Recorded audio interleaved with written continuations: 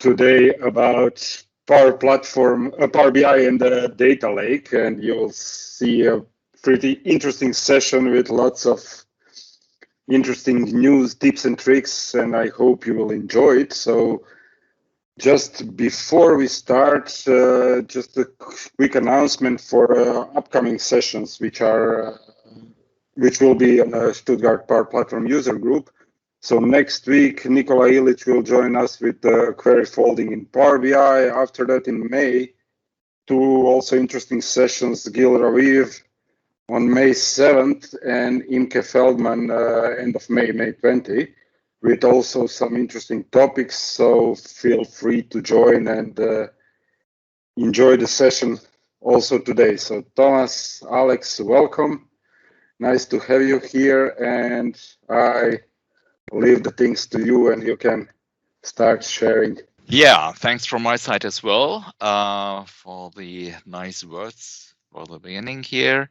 So sharing my screen, hope that works nicely. Okay, here we go. Yeah, so big welcome from my side as well. Yeah, the session, I hope so, will be interesting for you as well. So what's on our list for today? So first we will do some introductions and we'll talk about the data lake itself.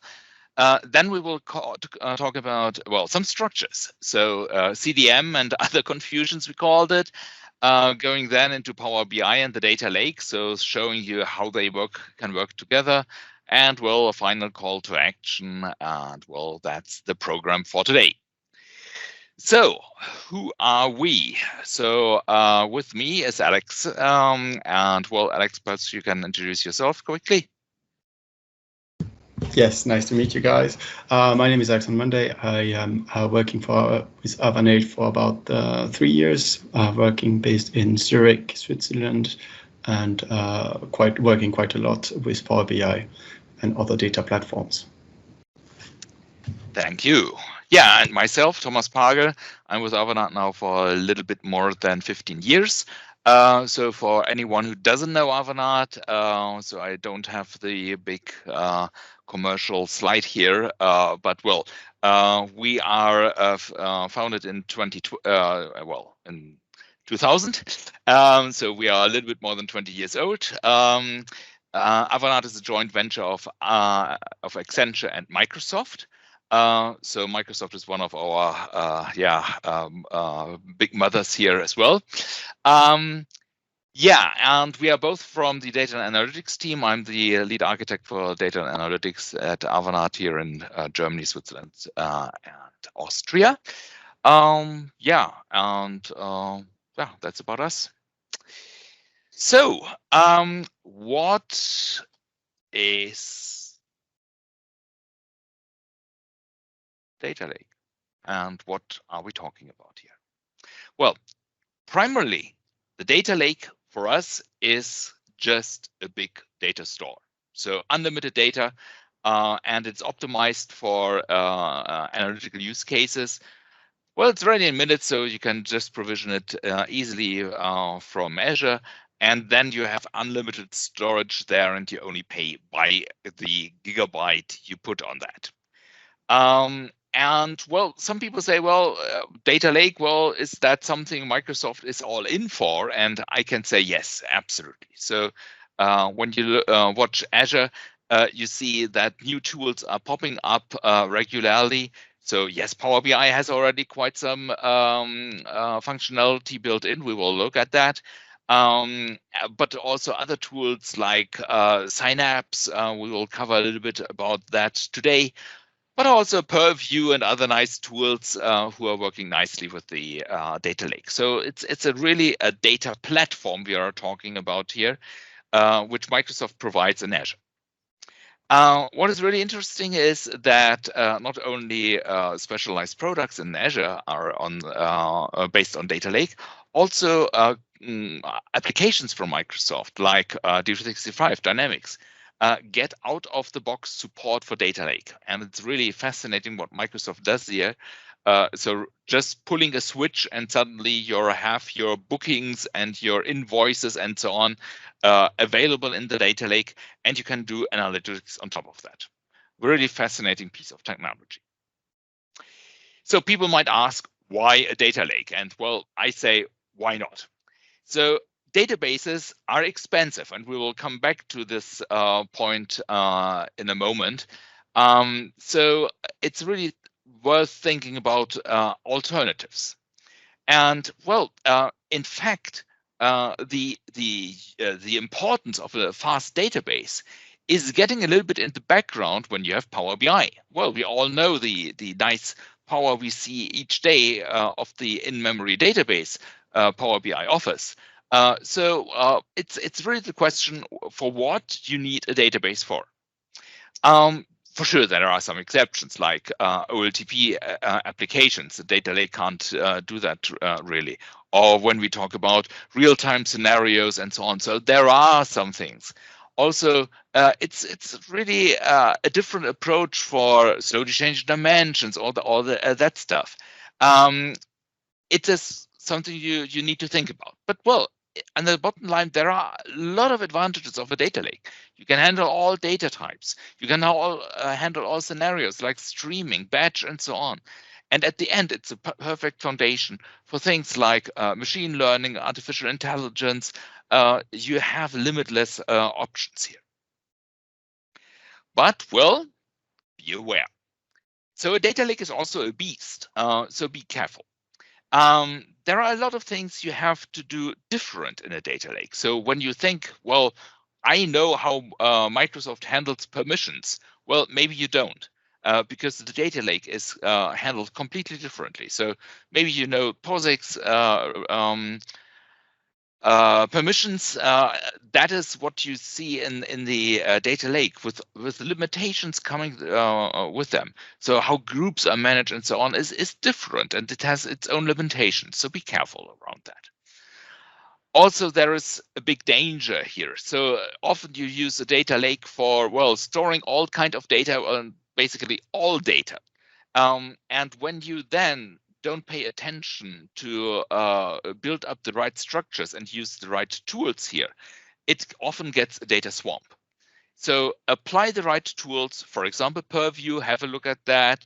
It will help you to find the right data in your data lake, and think about structures, and we will come to that in a moment. So the very easiest way how to use then Power BI with the data lake is, well, to use the Azure Data Lake Storage Gen 2 connector. And well, you are asked for a URL and your credentials, and then you see what we have here on the right-hand side, a long list of all your files in the data lake. Well, it's most probably not the best user experience you can imagine. So you have to filter down that list, and then you have the same experience like you would import a folder, so you get your query created and so on and so on. So it's basically the same. But well, this whole UI is really not that super nice. But we will see alternatives in a moment. So how to get data into the data lake? Well, as I said, there are already tools having native integration like D365. Just putting a switch, you have the data in the data lake. Really great. For any custom scenario, well, you have Data Factory. And Data Factory is really great for bringing data from different data sources into the data lake. However, there are other services, Databricks, Stream Analytics, who can do the same for other data types, for example, like IoT data. And for sure, there's a very prominent member of that family, and that are Power BI Dataflows. And I know I have quite some experts here in the call, so I don't want to go into details here because, well, you can talk hours about Dataflows. But well, the whole idea is, well, you have your data sources here, you have some logic you can apply. Basically, you have your Power Query online. with all, well, most of the functionalities you know. The difference here is that the data is not stored in a data model afterwards. So at the end, the data model is stored in the data lake. And from there, you can create data sets, reports, dashboards, you know how to do that. But in general, well, it is not a direct link into the data model. It is saving the data first in the data lake. And from there, you can consume it again. So how to get the data then out of the data lake? Well, for that use case, you have the import Dataflow feature. So here you can now say, well, instead of navigating through a whole list of files, here you have a nice folder structure. Like you have your data flows, you have your different workspaces, you have the data flows in the workspace, and data flow can have multiple entities, so tables. And there you can simply select the tables as they would be on a hard drive or something like that, or on a database, whatever. So that is already looking much more easier and much easier to use for the users. Another way how to get hold of the data is then, or well, to phrase it a different way, the structure Microsoft is applying now to the data in the data lake is now what Alex is talking about. So we are coming now to CDM and other confusions. Thank you very much, Thomas. Just a point from my side, if you have any question, please don't hesitate. Let's make it interactive as it possible. Okay. Put it in the chat, raise your hand, whatever. No problem. Yeah, exactly. Okay, so now for my part, let's talk a bit about CDM and what is a common data model.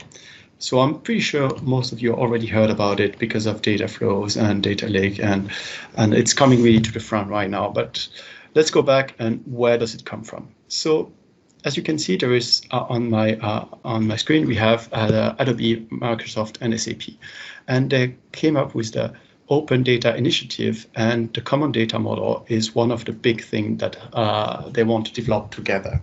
So the idea of it is from one data lake, be able to have the same defined structure and that the structure is working with multiple tools. So that's what we just discussed about D365, for example, and Power BI and Azure Data Factory. And all of them can work together with the same data structure.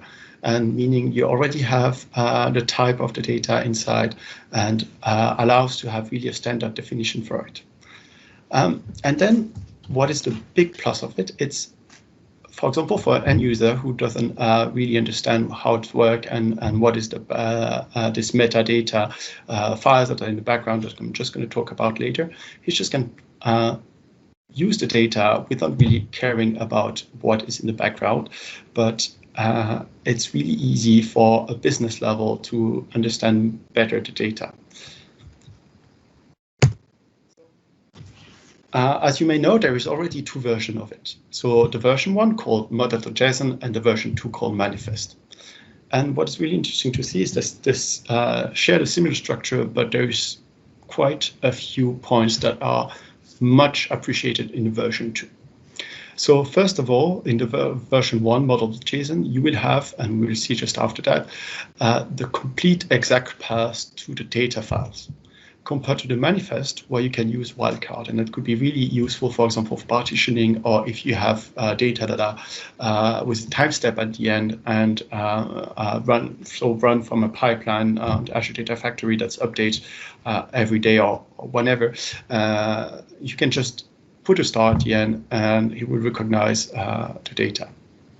And also a big difference with the manifest is that there is two different files in it. The first one will link with the second file and also link with the data.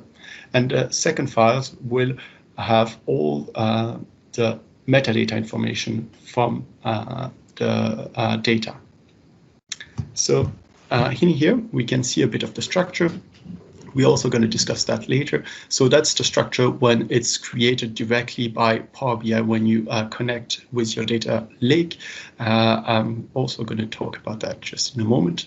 And there we can see a bit of the structure for model.json. We can see it's a model.json because it will always be called model.json, and manifest will be called whatever you want. Just at the end, you will have CDM.json. So let's just have a look at the file structure for that. So first of all, let's have a look at the model.json. Hopefully it's big enough. So you can see at the beginning, we have some query information. That's because it was created directly with Power BI and saved on my data lake. But what is really interesting for us is this part, the entity. The entity is going to log with a direct file, and we can see here that we have the column name and the data type at each level. We can add also the display name, for example, some description. Sadly, it's not supported yet by Power BI to read the display name compared to the name, but you could hopefully it's going to come in the near future. And so that's, for example, for the first file. And we can see, oops, the second file is just there with way little columns. But what we also have, which is interesting for us, is the exact path to the data until the timestamp and everything. So if we compare it now to the manifest, here we have the first file of the manifest that I talked, and we can see here it's considered only of one file in this case. And we have, first of all, the link to where is the second file located. So we can see where is the second file located, and also where is our data located. And so we can see the root location. So what is, I'm going to talk about in the format of the data lake just after, but also what is really interesting is the start there with knowing that it's a Pagel file at the end. And that's allow us to use with those timestamp and partitioning and all those things. Let's combine directly the files that are located under combine week 6 age group.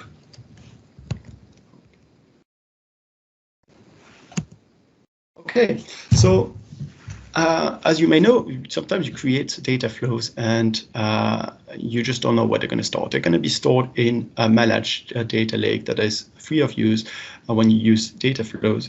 But sometimes you would like also to see your data flows and, for example, be able to use them or extract them or share them.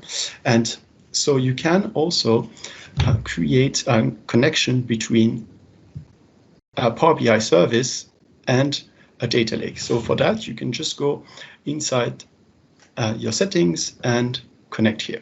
What is important to know is you have to be a workspace admin, and also you cannot have any data flow already in the workspace. So if you do, either save them, either delete them, or create a new workspace. That's also possibilities. And so also what we really interesting is now we want to attach a CDM structure as a data flow.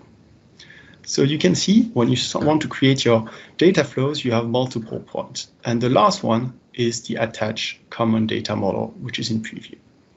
And that could be really, really useful. For example, Azure Data Factory can write in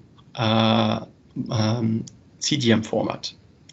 And if you want to then just link the format that you receive from Azure Data Factory, you can directly attach it and just paste the link here from your data lake inside this box, and you will have directly everything loaded. What you have to understand is you cannot do any transformation once you do that. It's going to be exactly the one-to-one copy for what is defined inside your model.json file. And why I say model.json, because for the moment, and hopefully soon it will be supported for version 2, but for the moment it's only supported for version 1.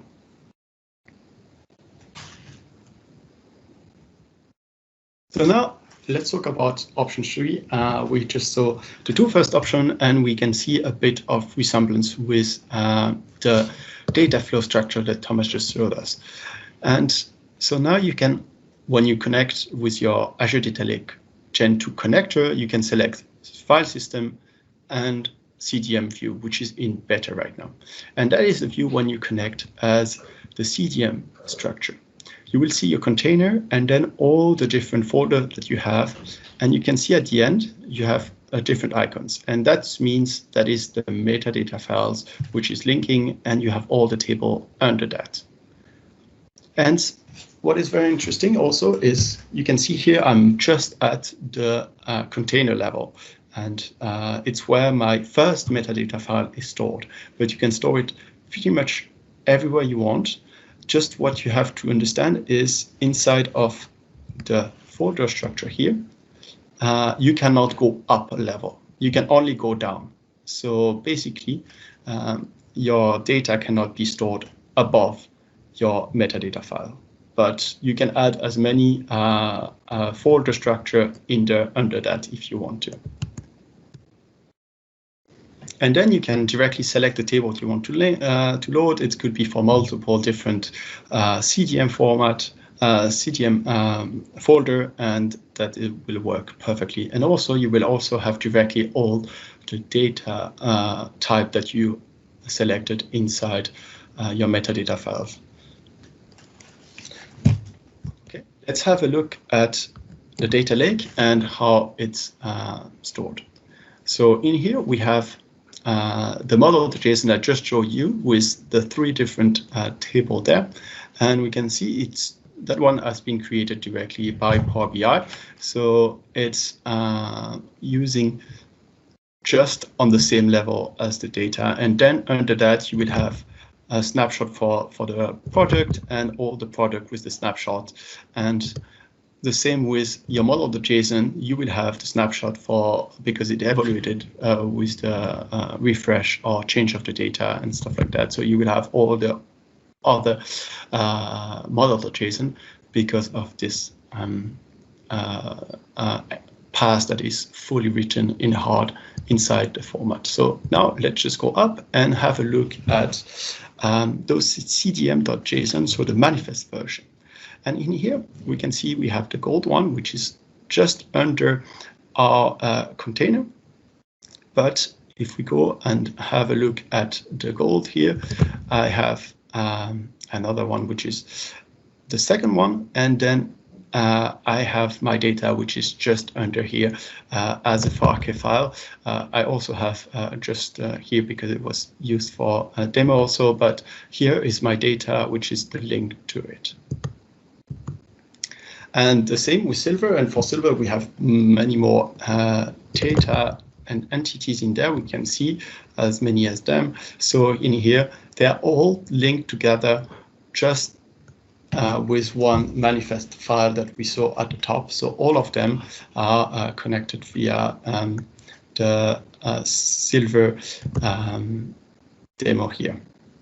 And so now if we go and look at Power BI, how does it look like in Power BI? So here, same level, I just connected with my Azure Data Lake Gen 2 connector, select CDM as a view, and here my connection, my container. And here we can see the model.json, and just there we have our 3 tables for using the model.json. So I can just select one, it will take a bit of time to preview, and I can see everything. And in there, I have, for example, my gold data and my silver data. And you can see here, we can have multiple, and that's not even the limit. You can go really full on if you want. It's just have then usability at the end. I think it's very important to have levels in it. And what just a small thing that I would love to is, for example, if in gold, I do have now, as you saw it before, I do have some CDM files in there, but if I didn't, it will still appear all the folder level, and that would be amazing if they remove all the folder which doesn't have any link to a CDM. So just showing the folder where you have data to load from. Very well. that's it for my part. No, I'm sorry. So now you just saw that we also work with Pagel file. So of course CDM is working with CSV. So CSV is used at so many places, Microsoft using a lot of it, and everybody's know how to work with CSV, and it's very transparent and you can understand it, use it, open it with multiple tools. But what about Pagel file? So Pagel file is a new structure file which is coming from Hadoop, and it's very structured file. And it allows you to have, first of all, your data type stored inside the file. And it's also very great because it's for compressing.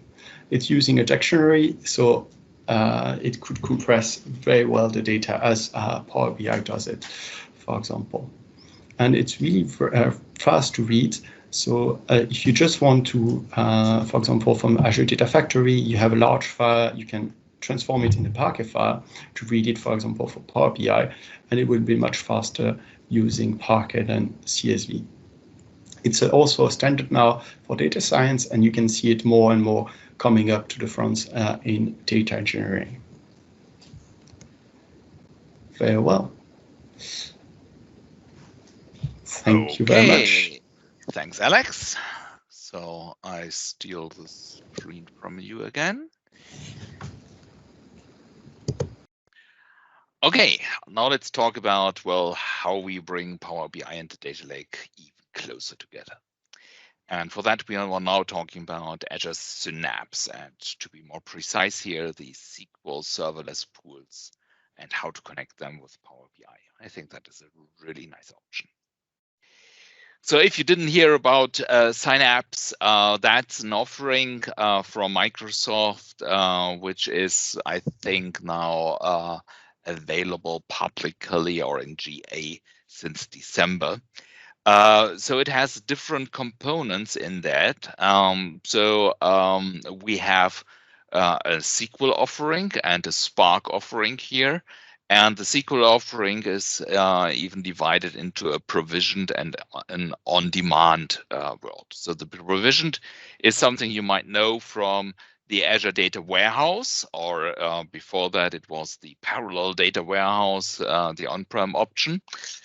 The on-demand part is something new. So Microsoft is saying, well, we bring everything which is analytics related into one studio.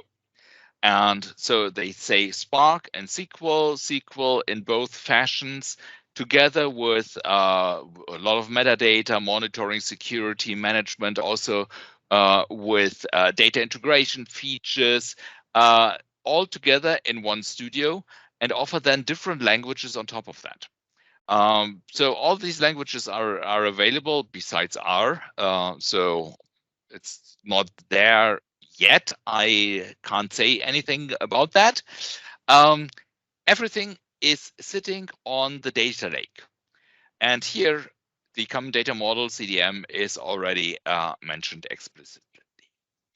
So how can we make that, or why is it that interesting to have that?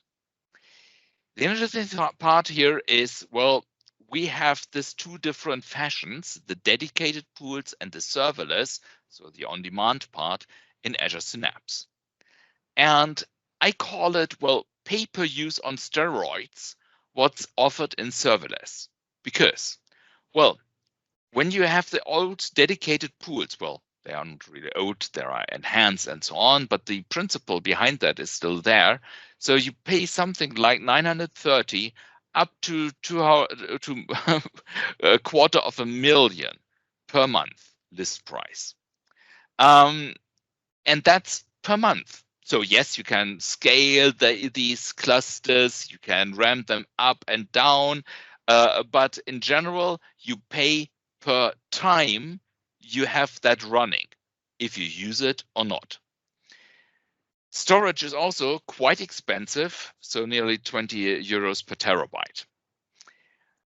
The serverless approach is completely different. Here, you now pay something like €4.22 per terabyte processed. So you're really paying for what you process and not what you have available. And that is now opening a completely different pricing schema. So if you have queries, like, well, the typical thing you might have in Power BI. So I just need a daily refresh of my data. Why running a database for that? That's the point I raised at the beginning. So even the storage is much cheaper. So yes, there are some limitations, but even the most expensive option is still significantly cheaper than the storage in the dedicated pool. So it depends very much on the use case, but well, at the end, it's it's up to you what you prefer here, what is the better pricing schema for your scenario. So how do you work with that then? Well, you can create something or Synapse calls an external table, or you can create an open row set, and that's a view basically in the serverless pool. So that is what it looks like, and well, this is the important part here. So you say simply create view as a select whatever, and from is now open a row set, and here now you give the URL of your file or your files. So the star is a wildcard here. So in this case, you run that query across all the Parquet files you have available in that folder. And when you now want to consume that in Power BI, you have to first find out the address of your SQL serverless pool. And that's what you find in the Azure portal. There you find the serverless SQL endpoint. And well, it's the one with the on-demand in its name. And then you can simply say, well, for example, for import mode, well, just paste in the URL of your server, so what you got here, and you choose import, and well, more or less you're done. You are asked then for the credentials, but that's it. So really straightforward. And well, there is another alternative, and that is, well, using direct query. So if your data is not that big, direct query might be an option which is really nice. So it's leveraging the same view, it's leveraging the same technology here. It is just switching to direct query here. And just to show you how that works, well, I will give you a small little demo around that. So this is my demo machine, and I connected already to the Synapse Studio. And well, Microsoft makes it really easy for you to learn about Synapse. So what you have here is a learn area, and here you can connect to a gallery. And in this gallery, you find a lot of different data sources, which you can simply use and play with that. For today, I will use the Bing COVID data. It's not super quality data, but well, it's good enough to show you how we can work with that data. So I take that, I click on continue. And now you get a little preview of the data and a description, data sources, and so on. And I simply say add dataset. And what's now happening is, well, here we are now in the data area of your Synapse workspace. And here you have linked datasets. And Microsoft created a blob, or is using a blob storage, which is sharing the same technology, or is the foundation for the data lake as well. And here we can simply hook up to data. And here now my dataset is located. And when I now want to work with this dataset, which is in fact just a linked set of Parquet files, I can easily go and click on the 3 dots here. And Microsoft offers me nicely to create a new SQL script or to use a new notebook. So if you would like to work with Spark, just go ahead. But we stick with SQL here. So you can easily create an external table. That's something I won't cover right now. Here I select the select top 100 rows, and Microsoft creates a command for me. So just to select top 100 and so on from, and here we have this open row set, and you see Microsoft is provisioning that data set for me, and you see the exact URL here.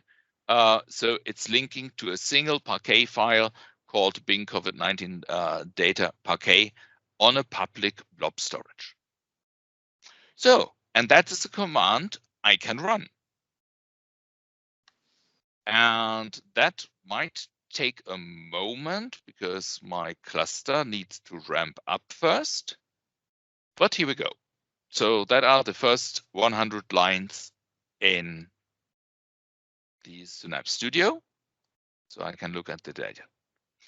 So to create a view out of that, well, I think that is an easy task. So what you basically do is create a view, whatever, give it a name, and then select, and we don't do a top 100 anymore here, just a star, and then you create a view, which is then like a SQL view on a database, but well, still the data is stored on the data lake.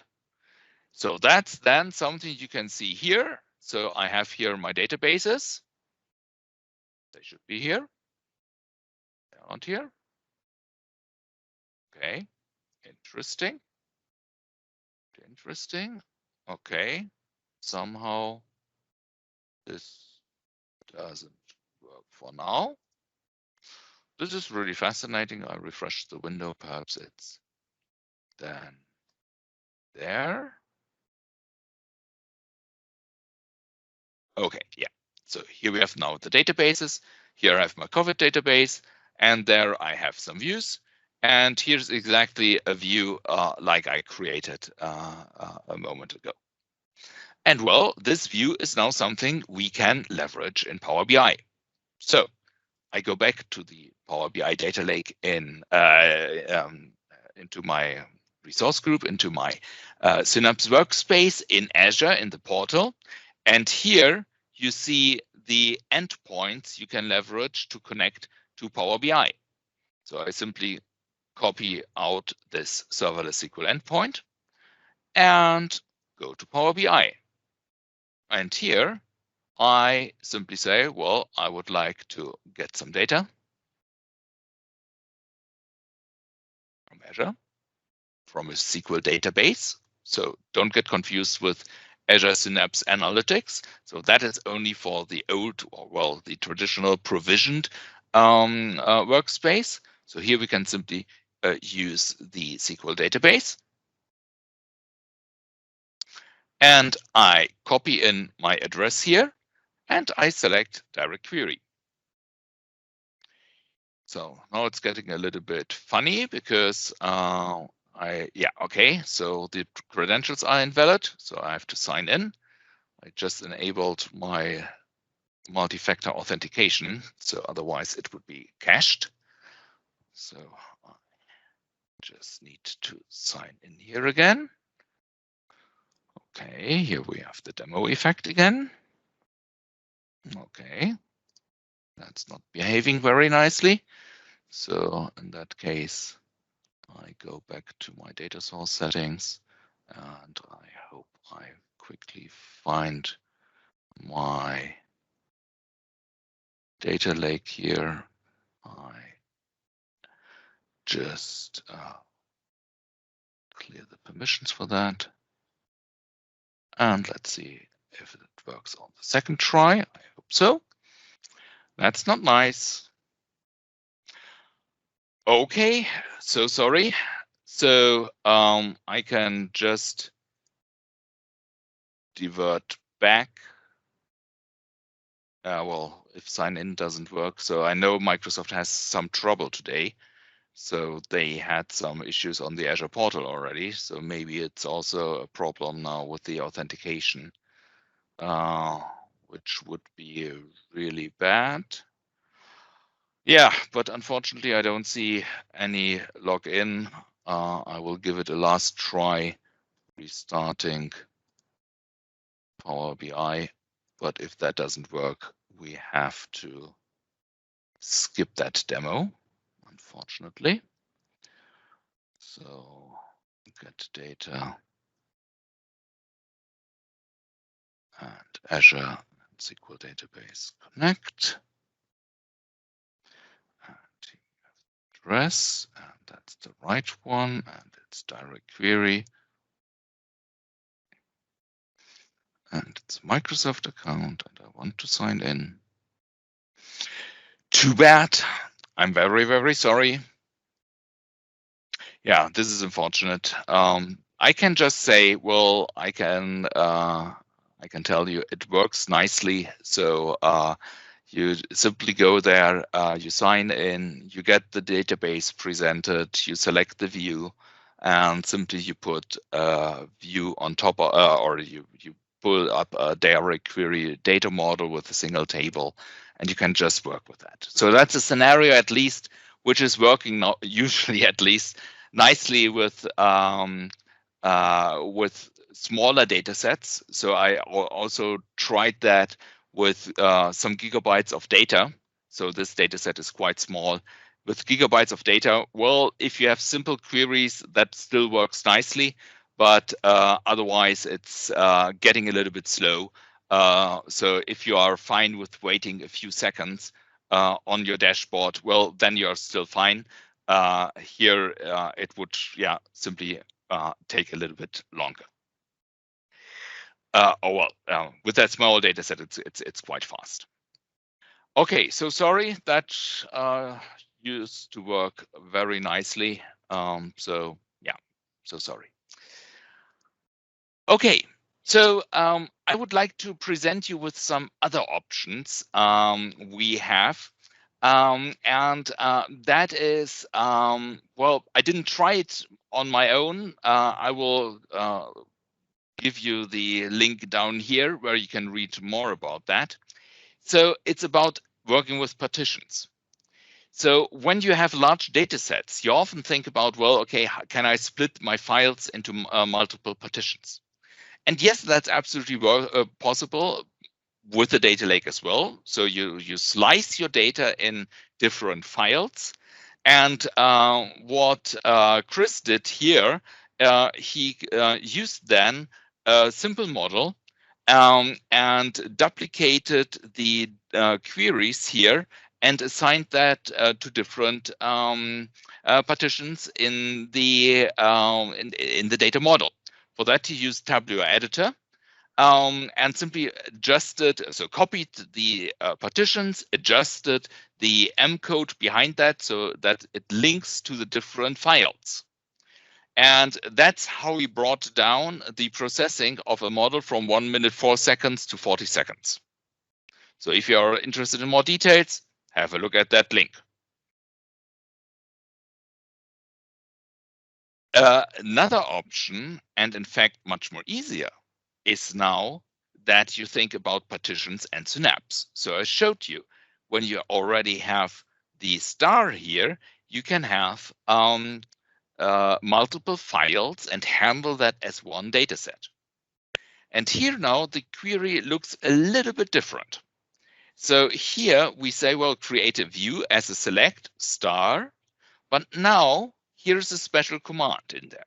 So here we say we should convert the date time, and we should convert into date time the result of the file, result file path.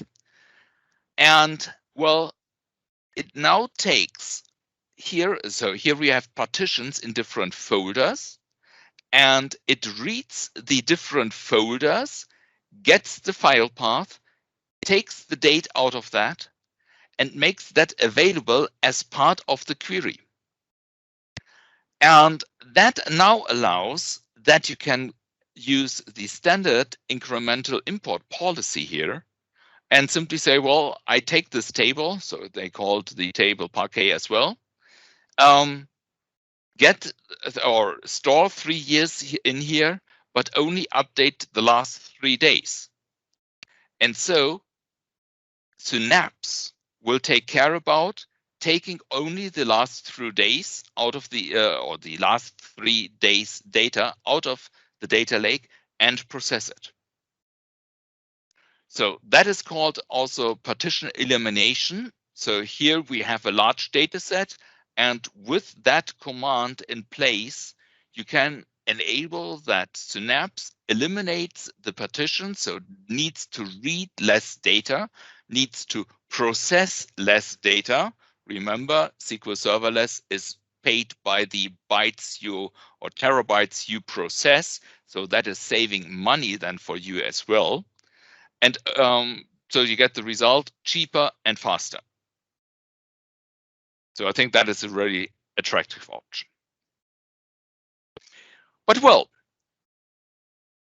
this is just the start. So that are just some ideas. And well, there are different other options open. So think about composite models. Think about, well, having historic data in an import mode and just the actual data in a Parquet file. So then you don't need any SQL database. But well, you can do the same trick with a SQL database as well. So only having your historic data in the data lake, SQL DB with the most actual data. Well, if you still don't like the data lake, that might be an option. Or well, you can use Spark and whatever. So it's about just getting creative about, well, working with that data. Yeah, well, and that leads me to the last point of our presentation. Well, and that's the call to action. So just get hold of a data lake, bring data in there, try how to work directly with the data lake, use your data flows to create data which is there in CDM format, get hold of the data there, put some Synapse on top of your data, make it available there, connect to it, hopefully with a little bit more success than I had, and then experience how everything works. This will give you absolutely no new options compared to the traditional just file or just database approach. So we also added some references here, so you find the links to the blogs I used here, and also some introduction from Microsoft about some topics here. And well, what are your questions? Just raise your hand, speak up, whatever you like. Don't be shy. Seems to me that you guys explained everything perfectly fine, so everybody understood it. So you have just some thanks in a chat. Yep.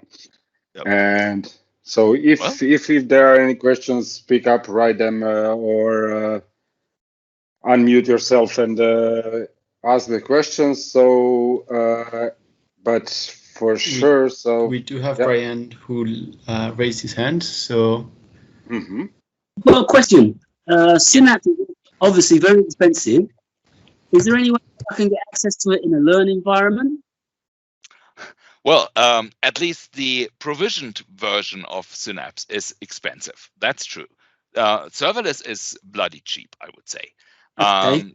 So as I said, or I can go back to the slide. So just going up here again. So the serverless option is extremely extremely cheap. So the dedicated pools, you're right, that can be expensive, but well, for euros 22 for processing a terabyte, I would say that is really cheap. So it depends when you, there is no training pool or so I'm aware of where you can simply hook up.